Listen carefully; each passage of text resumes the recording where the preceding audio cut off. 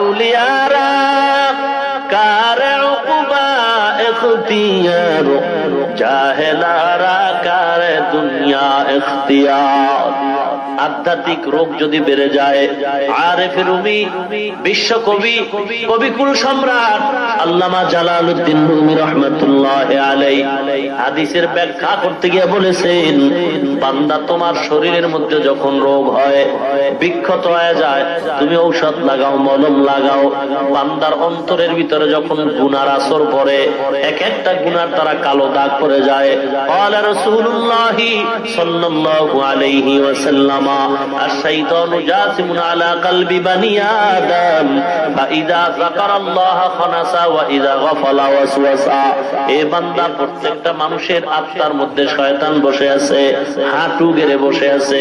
বান্দা যখন আল্লাহর জিকির করে, শয়তান তখন পালায় যায়। বান্দা যখন জিকির ছেড়ে দেয়, তখন শয়তান আবার অন্তরের মধ্যে ধোঁকা দেয়। ক্বালা রাসূলুল্লাহি সাল্লাল্লাহু আলাইহি ওয়াসাল্লাম, ইন্না ফিল জাসাদি লামুদওয়া ইযা সালুহাত সালুহাল জাসাদু কুল্লু ওয়া ইযা ফাসাদাত ফাসাদাল জাসাদু কুল্লু আলা ওয়া হিয়াল কলব।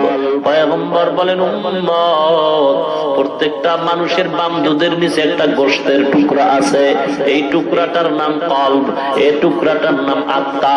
বান্দা যখন গুনাহ করে, বান্দার ওই টুকরা যদি খারাপ হয়, পুরা মানুষটাই খারাপ। ওই টুকরা যদি ভালো হয়, পুরা মানুষটাই ভালো।